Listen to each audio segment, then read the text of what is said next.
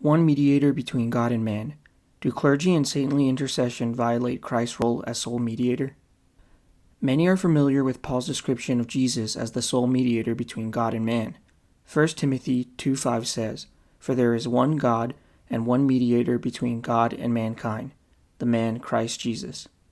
This verse is frequently used to oppose clergy and saintly intercession on the basis that they mediate something between God and man. But have you noticed that just 4 verses earlier, Paul calls for intercessory prayer?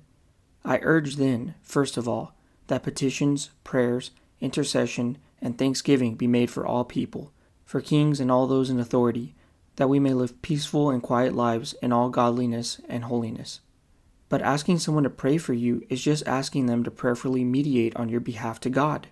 Yes, you can go to God directly, but this is still a form of mediation. Paul also mentioned other mediators in the church. 1 Corinthians 12:28 says, "God has placed in the church, first of all apostles, second prophets, third teachers." Someone could object here, didn't Matthew 23:10 say, "Nor are you to be called teachers, for you have one teacher, the Christ"? Then miracles, then gifts of healing, of helping, of guidance, and of different kinds of tongues. Look at all these mediators. If utterly all other mediatorship is forbidden, then we must eliminate these roles that Paul is talking about too. So was Paul a liar? Of course not. Then how shall we understand the sole mediatorship of Jesus?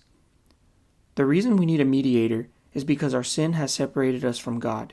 Jesus is the mediator of our redemption. He is the only one who is both God and man. Only He was able to reunite us with the Father. This is the sense in which Paul means there is only one mediator. And regarding all these other mediator roles, they do not act apart from Christ, but with Him. Philippians 2:23 notes that it is God who works in you to will and to act in order to fulfill His good purpose. In Colossians 1:24, Paul says, "Now I rejoice in what I am suffering for you, and I fill up in my flesh what is still lacking in regard to Christ's afflictions for the sake of His body, which is the church." Whatever Paul means by this, he certainly considers his sufferings to be working in coordination with those of Jesus on the cross, not apart from them.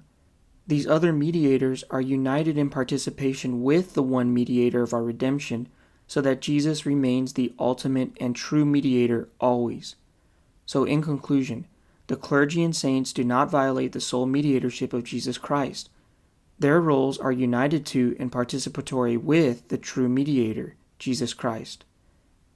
If you found this video helpful, I recommend downloading the infographic I made upon which this video is based. All the infographics I create can be found in a public folder, which I will link in the description. I've also already created an infographic on the biblical basis for the priesthood, and I'm bound to make one on saintly intercession soon.